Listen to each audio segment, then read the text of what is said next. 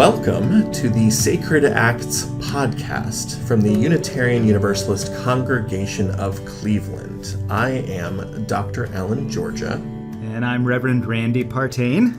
We are bringing a new episode to you, arranged around a more specific question than some of our recent episodes, because this question has emerged in several venues and seemed like a really good subject for a podcast conversation. And that primarily has to do with how we use pronouns. Oh boy. I know, a big topic, but also one that maybe would benefit from having a really straightforward conversation. Sure. Not least because every Sunday, and I am there pretty much most Sundays when Reverend Randy is, Reverend Randy introduces themselves and their pronouns. And so this is a really good opportunity to ask the question, why are those plural pronouns important to you, Reverend Randy Partain? Wow. So the short answer is that I use they, them pronouns because it is the most succinct way to express the fullness of my experience. So it expresses the fullness of who I am more clearly than choosing other pronouns. And I have heard lots of feedback from people that I should be using a neo-pronoun, like sie, zir, them. And, there are several out there that I could be using. And a part of me thinks, you don't get to tell me what my preferred pronouns are. And then that feels a little bit defensive. And then I redouble down on that and I say, no, that's right. I don't get to decide what other people's preferred pronouns are. I shouldn't be saying, well, Alan, you really shouldn't use he, him pronouns. You should use this other thing because it describes the fullness of the way you express gender. That would just seem really invasive for me to tell somebody else what pronouns they ought to be using. But for me, it's especially important because for a long time in my life, I did not feel the freedom to recognize, even for myself, much less openly to other people, my experience of gender. And so I was showing up as an ally in LGBT spaces and feeling like I was there to support other people. Even in times of deep tragedy, there were times when I felt like other people's grief was more important and more deep than my grief could be because it was about their community and I was an outsider to their community. And I would hear people describe things about their experience of gender or sexuality, and I would think, well, that's kind of like me, except I'm very much compartmentalized with that. And it's not like I'm out there and expressing it to everybody because I know how to show up as I need to, in a professional sense, in a way that I am supposed to. I show up in a way that I am supposed to show up, and the rest of that is almost, honestly, it felt like it was maybe some kind of fetish kind of thing that I could just keep secret. The other word for keeping it secret is to keep it in the closet. To keep it closeted. Yeah. Which didn't occur to me. Which is hilarious. I mean, you can laugh at that. It didn't even occur to me. It didn't occur to you that could be that analogy could be useful for you. Right. Yeah. And so if I felt a certain way, I thought that it was an individual experience that was distinct from other people's experience of gender and sexuality, but that it didn't fall into like that rainbow umbrella of things because nobody else was defining it quite the way I experienced it. And so I just had something that I needed to just keep to myself, and it was fine. And it was all fine. Until the term gender fluid was spoken in some context, and I had someone kind of unpack what gender fluidity was, and I said, that is exactly what my experience is.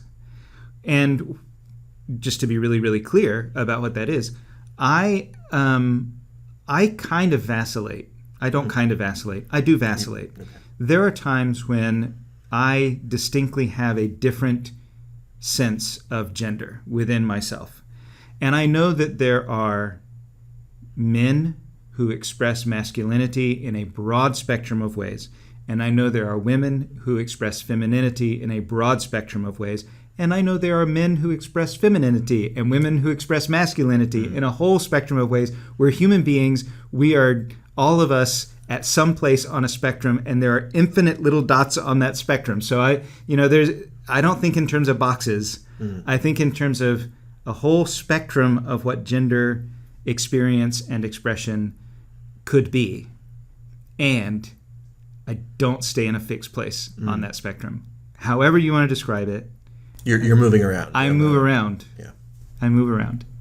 And it was very distressing, and it felt like there was something wrong with me until I had this experience normalized by other people who apparently are kind of the same. And now, there is a much greater acceptance, especially among generations younger than me, of being non-binary and having an indiscriminate, don't put a label on me expression of gender and sexuality.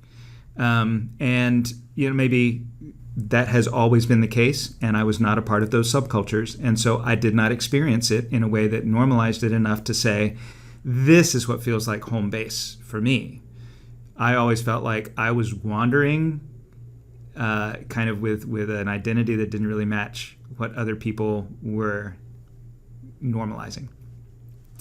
So I'm greatly encouraged that there is a more broad acceptance of people's expression of however they want to show up as an authentic expression of their identity. But to be honest, sometimes he, him pronouns would match what I'm feeling in the moment. And sometimes she, her pronouns would match what I'm feeling in the moment.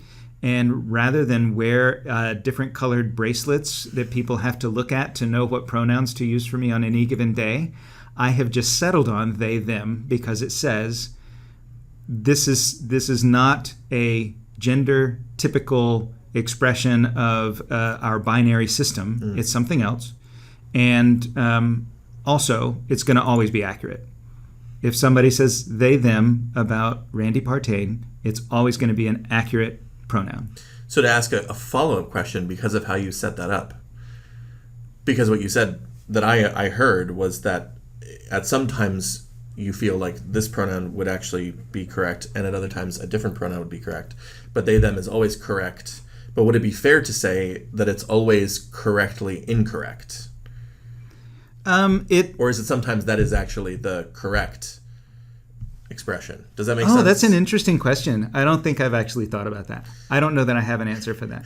I think I have accepted that they, them is a non-binary pronoun and that it reflects something about the fullness of who I am over time rather than who I am in any given minute. Yeah. I see. Yeah. So I think that they, them reflects the bigger sense of my authentic self and the completeness of how I show up. So I don't think that it is inaccurate ever in that sense. In that sense, yeah. Because I think it captures something. I know grammatically there are people that have problems with it, but there are plenty of websites now that you can look at to see the number. Just incredible numbers of English writing authors who have used they as a singular pronoun in numerous cases, going back to Shakespeare. Well, and here's where I will be thrilled also to put on a bit of a teacherly hat and to note that, especially for any of our listeners who maybe went to school in an earlier iteration of grammar, that the big no-no now, the new area of understanding grammar is that grammar needs to be descriptive and not proscriptive. In other words, there is no correct usage. There is the usage that exists, and any grammar that is telling you how you ought to speak is by definition false if it's not only describing what people say. And that, far removed from just the pronoun conversation, if people use it, like the Oxford English Dictionary does not wait until a group of people have approved that thus and such a word is there. If it's in use, it's a word. I was just going to say, if it were any other way, then we would never have a new edition of a dictionary. Ever. And yeah, we would live in a museum of language instead of a living, breathing, dynamic experience of it. Now, I also want to be clear that I have problems sometimes, and I also misgender people sometimes. So the fact that I have a particular identity that's a little more complicated than some people's experience of gender does not mean that I get it right with other people all the time. All the time. So there are moments when I also apologize because I have misgendered someone, and it is tough for me even to use the neo-pronouns, even when I'm mindful and aware and I know what it is to say zir, I get it. And also, it's tough because we fall into habits of language. Whatever is our experience of language is not necessarily that evolving dynamic you just talked about. We experience things and get rooted in a particular way of speaking and using language. So I love role-playing games and fiction that explore gender diversity and sexual diversity, and also it throws me for a loop sometimes too. So I get it if somebody sees me and experiences me in a way that doesn't quite fit the way that I am experiencing myself. And also, if I continue to say that they, them are my preferred pronouns, hopefully it's consistent enough that people don't have to guess. That they don't. So this is a really important thing to hear myself as somebody who has never felt uncomfortable with the pronouns that have been used for me. As I arrived in the world, a little bit, though I very much appreciated the spectrum invitation that you described, because I am a cisgendered heterosexual man, and those experiences have never been troubled by my existence in the world. But also, that spectrum is very much true, and make no mistake, I was called many names that were meant to undermine my own gendered rootedness because of whatever thing it was at the time when you're younger. So this experience of that fluidity is, of course, part of all of our lives. And also, even though I spent many, many years reading the most sophisticated queer theory you can imagine and all the feminist authors, and we were in, obviously, Judith Butler and, just all of the different sort of things, here I am working with a wonderful settled minister at my UU congregation who uses they, them pronouns. And would you know it, on occasion, I say Randy, he. And so say it isn't so, Alan. I know. Can you believe such a terrible thing? And so, but the other thing that the experience of that is to me the real payoff. Not only the idea of that I get it wrong, because of course I do get it wrong, and even having the privilege of having this official conversation about Reverend Randy's pronouns, I am sure I will screw it up again, in the sense of knowing my own imperfection in this kind of thing. What is interesting to me, though, to note about my experience of misgendering you, Randy, is the positive and affirming mental process that it invites me into, that I feel like I can lean into.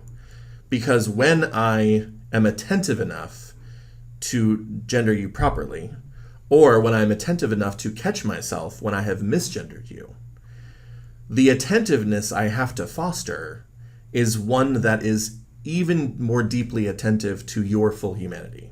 Because if I care about the fact that you use non-singular, non-binary pronouns, then that means I am thoughtful about this dimension of how you express yourself in the world. And that mental practice, I know this is a strange way to put this in service of myself, but that practice of experiencing your non-binariness makes me more attentive of my own full humanity in the process. Well, and I think that's okay. That's okay. I mean, I'm allowed to do that. You can be selfish about how you experience a person's pronouns. I think that we, as human beings, often just put masks on and at a certain point start to think that we are the mask. And those masks usually are not even very detailed. They're caricatures of how we think we want people to see us. And so anything that gets us examining ourselves a little more deeply, I think not only serves us, but it serves the people around us. Because I can imagine if you're more attentive to one person's pronouns in your life, then you start being more attentive to how other people are showing up too. That certainly is the experience I have had when I have been attentive and mindful enough to take those things to heart. Though the other thing I do want to note, which is maybe something that some of our listeners have also experienced, is that there is a certain amount of self-awareness that is also required to what exactly is the right way to phrase this? To put into a perspective what is happening when we make the mistake. That there is an actual mistake there, that the mistake is real, that it might be painful and harmful to the person that we have misgendered, but also that mistake can be generative and a thing that is only helped by you owning it and kind of moving forward. I was thinking of your bracelets example before, because that's a very complicated social situation. If you're with somebody who is signaling their gender based on something that you would not be used to being attentive to, right? I can easily imagine being in that scenario and not being attentive enough, right? So that I certainly feel. The scared defensive part of me wants to say, oh, but how could I possibly be held to that standard? And the less defensive part of me says, what an interesting way to be even further attentive to the other person. And sometimes I live in both of those spaces. Yeah. Human beings are complicated.